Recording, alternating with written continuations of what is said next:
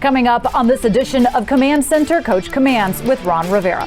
The Commanders fought back but could not complete the comeback. We will see what Coach's message has been to the team following the 36-27 loss up in Detroit. Rookie Jahan Dotson was a bright spot in the loss. The Commanders' first-round pick has been a big part of the offense over the first 2 weeks. Coach breaks down what makes him special. And Coach and Logan Paulsen take a look at some of the game tape from Monday night. Jalen Hurts is a problem. How do you solve it? We'll try and find out right now.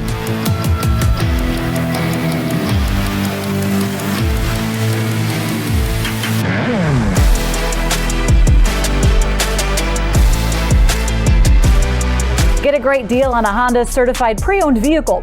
Peace of mind with incredible benefits. Finding the Honda you really want just got easier with Honda certified pre-owned. Hurry, see your local Honda dealer today. And welcome on in. Julie Donaldson here with you with our head coach, Ron Rivera. Coach, excited to have you here, getting ready for the NFC matchup. Now, Logan Paulsen is standing by to talk a little bit about Jahan Dotson and go through some of that film in just a moment. So make sure you stand by for that film breakdown. But let's get straight to this one. Last week in Detroit, your team had to make a crazy comeback in the second half. That they did, but it just proved to be too much to overcome, which makes it a very difficult loss. So what has been the message to the team this week, trying to move past that and get forward to the Eagles? Well, first and foremost, it was get past that. But secondly, let's make sure we correct those things first. Because there were some minor things that happened that turned out to be big things, and it just shows you how important it is to pay attention to all the details of everything you do. It's not about, the finished product as much as doing those steps and going through the process correctly. Couple plays we didn't, and those plays cost us. And you have the Eagles coming up next, your first chance to face a foe in the NFC East. And we understand how important these games are in the start that Philadelphia is off to. Now you get to have it at FedEx Field, so in your own backyard for this one. Watching them through their first few games, they're doing more now than what they kind of got to with all the changes with Jalen Hurts coming in and Nick Sirianni going in there. What stands out to you from what you've seen from them to start the season? Well, it's interesting because I think they're doing what they should be doing. I mean, it's that style of offense, that style of quarterback. They've got some playmakers, and so what you have to do is you have to figure out how you want to attack them and try to slow them down. So again, with that in mind, we feel pretty comfortable with what we want to try and do. Jalen Hurts is making some very smart decisions, and they went and added in the receiver room some extra guys, A.J. Brown to Devontae Smith as well out there, trying to defend them in the passing game. What is it you're trying to get your guys to tune into? Well, I think first and foremost is tuning into the quarterback, his presence on the field, his impact on what they do offensively, and then you just go from there. Again, it's about being disciplined, playing your techniques, playing the coverages, playing the rush lanes. Those are things that you have to do, and you have to do them well. One of the question marks about Jalen Hurts coming in was, could he throw the ball? We've seen he has the ability to really do that even when on the run, but we know that his legs have the ability to really hurt you as well. They have a very formidable run game, second in the league in rush yards, and a lot of that is because of Jalen Hurts and on top of what Miles Sanders is able to do. What is the challenge when you're facing a quarterback that has that ability to use his legs so dynamically? Well, we were fortunate in Carolina. We had a guy named Cam Newton that could do that very well. And what happens is when you are running the RPO systems, one thing it gives you a triple threat. Are you going to hand the ball off? Are you going to keep the ball and start to roll? And are you going to throw it or run it? So you have to be able to defend those elements of what they do. If you can shut down the handoff, okay, now you've got to deal with the run-pass option for the quarterback, and you've got to be disciplined. I mean, that's what it's going to come down to. Yeah, they use the RPO a lot with him because they have the ability to do that. Now defensively, on the defensive line, you guys are down some players as well, trying to shuffle through and get through that. Where are you in feeling confident in the plans that you've put into place for this, knowing that a lot of guys are being asked to step up?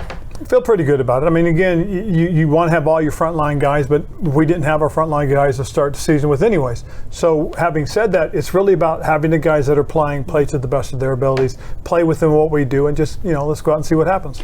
We don't question the offense. We know that they can put up a lot of yards, a lot of points. We've seen that from Carson Wentz so far to start this season, but he's going up against the team that drafted him.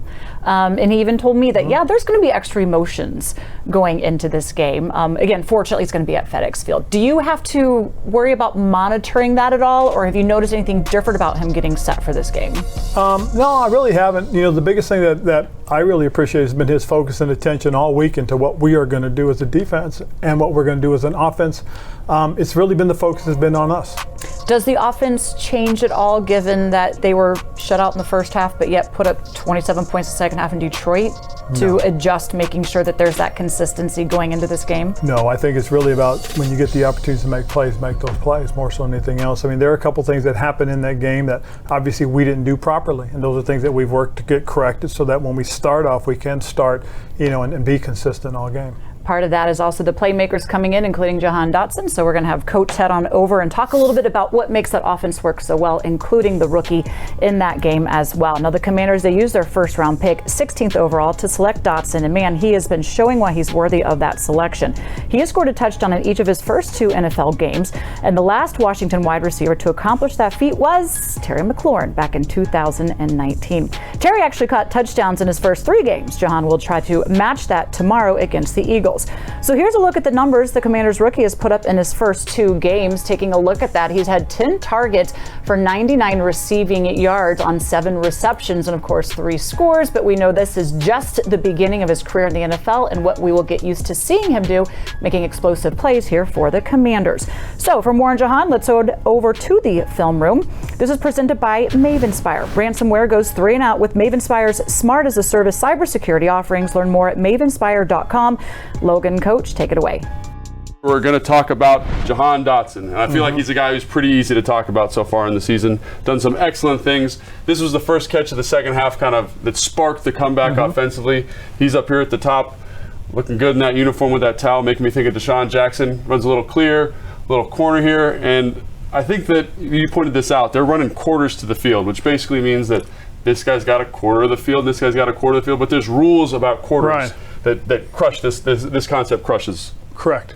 So, yeah. Well, as you look at it, the biggest thing once the ball snapped is really it's going to be all based off of Jahan's release. Yep. Okay? And as he releases and goes vertical, now they know that the corner's locked in on him. Right. And the safety's looking to drive down on the tight end. He's responsible for reading off of whatever happens with number 2. Right. When he sees number 2 break out probably 10 yards, he's going to drive down on it. What that means is now Jahan's one-on-one. Because they're in quarters, and the safety breaks, Jahan has leverage because he's on the inside portion of the corner. Right. So he's now going to run away from it. Carson knows that, and he's going to put the ball inside where Jahan can go up and make the play. Yeah, it seems like such a great concept to call there. Great job by Scott Turner to get that call, because this corner has got outside leverage on Jahan. There's no help inside if that guy breaks. So love the concept, but again, Coach, like the concept is half the battle, right? The guys got to execute it. And I will say this is one of the better catches you see on the day. And his touchdown's probably better catching this, but the body control here is something that we talked about when you drafted him. How nice is that to see show up here for you? Well, because that's the thing that he was really noted for was his catch radius, his ability to go up vertically and get the ball, go out and lay out horizontally and catch the ball.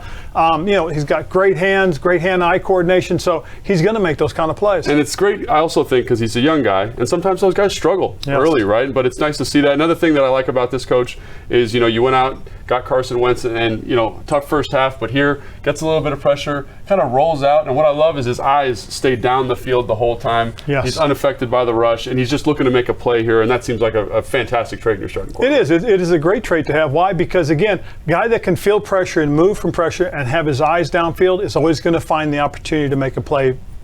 And especially with all those playmakers you got, right? Yes. It's just a guy, he's like a point guard now, right? Yes. Now you can touch anywhere on the field. Like, I don't know how far this is, but this looks like it's a pretty far throw, and not many people in the NFL can get that done.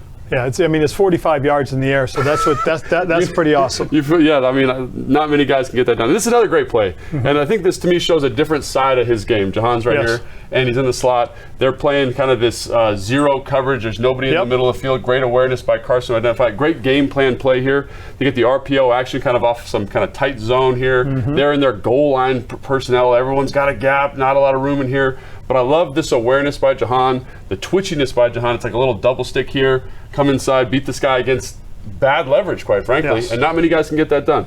Well, what's interesting about it too is, the DB has posted himself inside. Yep. Okay, taking away Jahan's leverage. Right. But because of his quickness, he's able to shake him, get inside. Now, kudos goes to Carson on this play, because if you look at what happens, he sees the zero blitz. Oh. So he's going to go with the play fake. Right. He sees the blitzer, and what's he do? We just talked about earlier. He drifts away from it to buy a little extra time.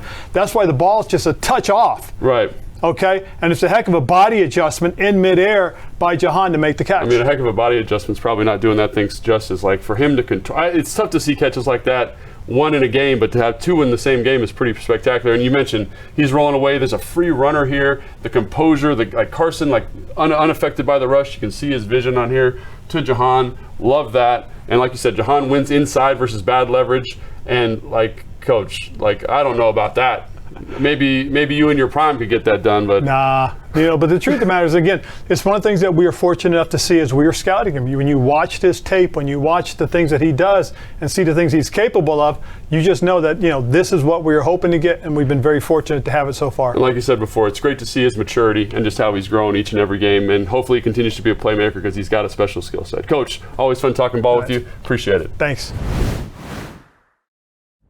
For everything you need to know about the team, do not miss our flagship show, Command Center. Join myself, former tight end and film room expert Logan Paulsen, and our wideout 8 to the 9, Santana Moss, every day for your Commanders fix. Highlights, analysis, and inside access like you will not get anywhere else. You can see every episode on our YouTube channel and on commanders.com. You can also check us out on NBC Sports Washington, weekdays at 5:30 and 10 p.m. Now, don't go anywhere, because when we come back, we are diving into the matchup with Jalen Hurts and the Eagles. How do you contain such a dynamic quarterback? Logan and the coach are heading into Coach's office to take a look at some of the game tape. And we're taking a look at Coach Rivera's winning legacy. Find out where it all started. That's coming your way on Command Center Coach Commands with Ron Rivera, presented by your local Honda dealer.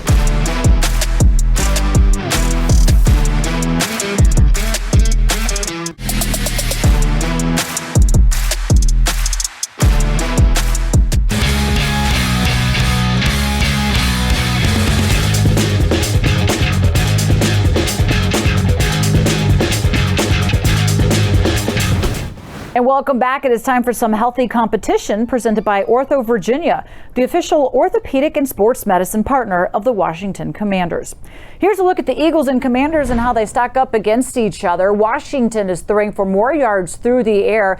However, it is the Eagles that their ground game has got almost over 200 yards on Washington. You take a look at the points scored, the yards allowed. Washington is giving up a lot, almost 400 yards per game through the first two games of the season.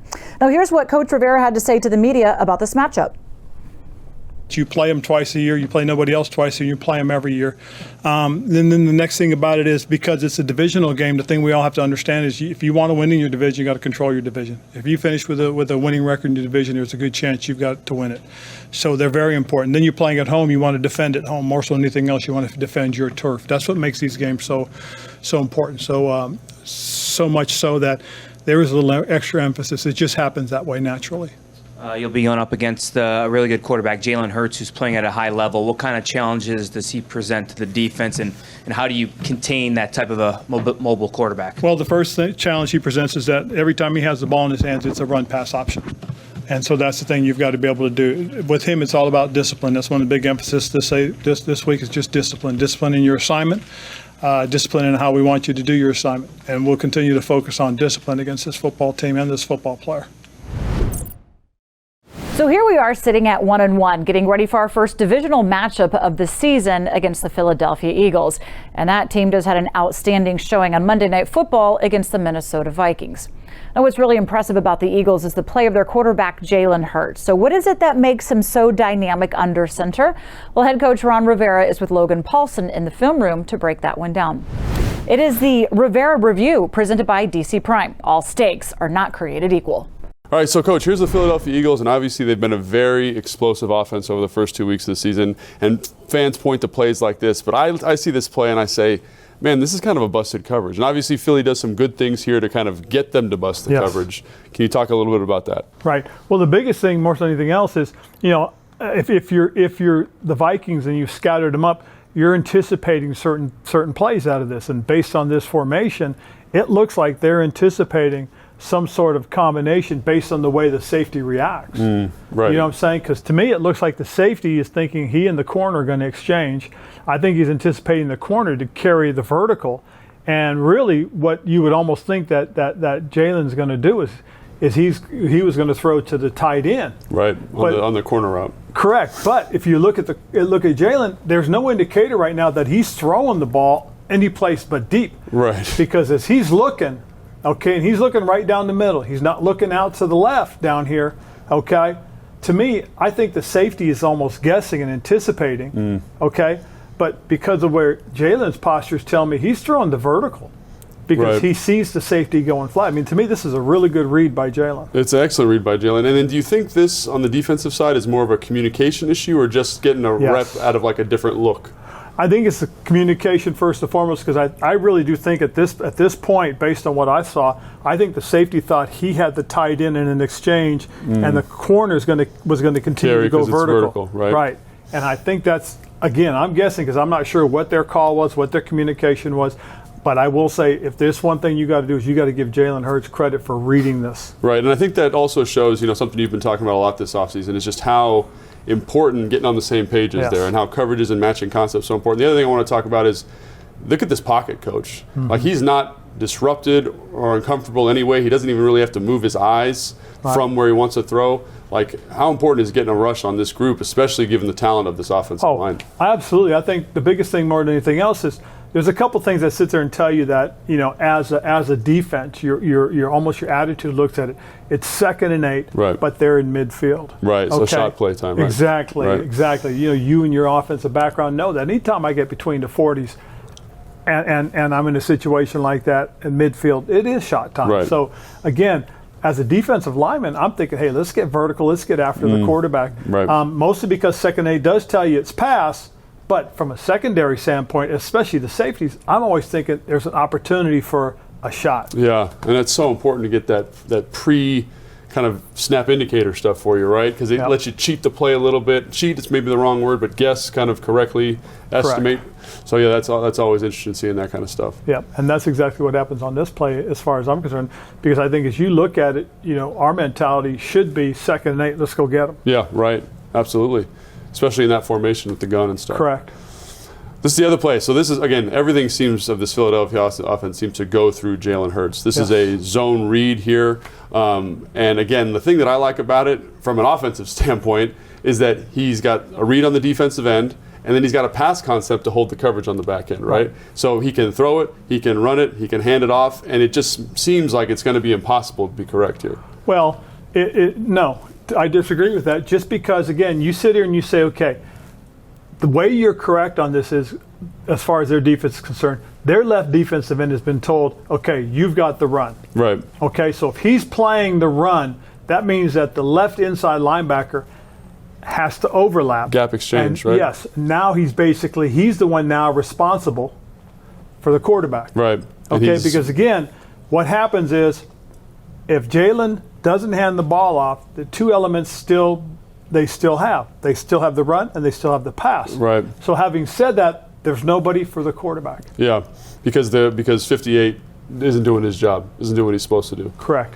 Because again, what happens is when he plays this, when he does this, all he's really doing is keeping the run pass option. Right. Okay?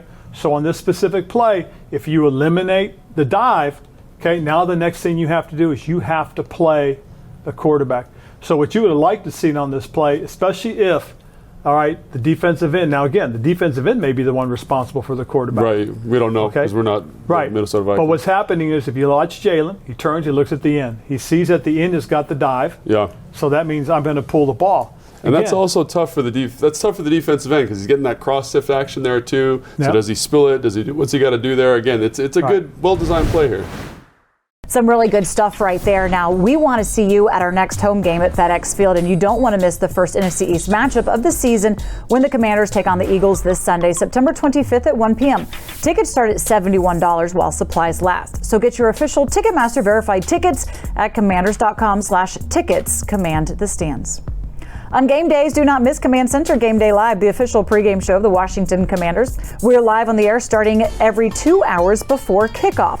That'll be 11 a.m. tomorrow for a matchup with the Eagles. You can watch on our YouTube channel, Facebook, and Twitter. And after the game, do not miss Command Center Postgame Live for reaction analysis and interviews with Head Coach Ron Rivera and quarterback Carson Wentz. You can also find that on YouTube, and you can listen on Big 100. Take command of your game days. Now keep it here, because when we come back, we are taking a look at Coach Rivera's winning legacy and why tomorrow holds a special place in his memory. That's straight ahead on Command Center. Coach Commands with Ron Rivera, presented by your local Honda dealer.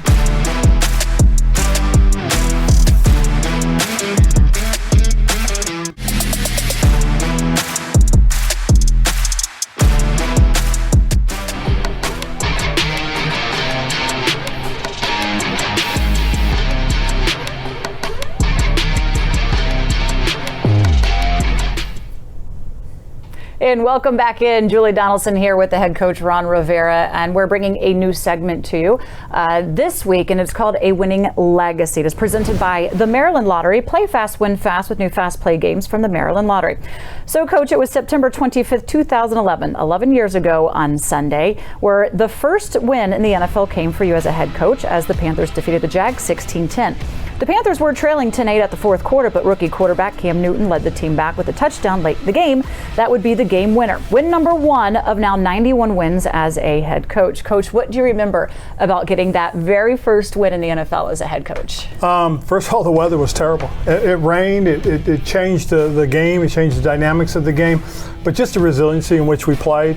You know, we made plays at the end to give us a chance to win, and then we made a couple plays on defense to seal the victory for us. So, you know, those are the things that you remember. I feel like the resiliency is something where the team probably takes after you, saying, okay, if we're down, we still have the ability to come back and win this, and the belief in that. That was your first win in the NFL. Here are now 11 years later. What has been the biggest difference in your coaching style from that day? Well, I think the biggest thing is, you know, I tend to manage more than I did, you know, early in my career. Big part of it is I've got some veteran coaches that I can really turn things over and let them do their job, let them coach their positions. And I think that's probably the biggest part, is that I've learned those things. I do tend to go for a little bit more on fourth down, though. Riverboat Ron, are you okay with that nickname? Well, yeah, it's kind of grown on me. It has after a while, because you do likely take those chances, but not without certain analytics coming in telling you when to do that. Is there something from your coaching style that's kind of stayed maybe the same throughout these 11 years?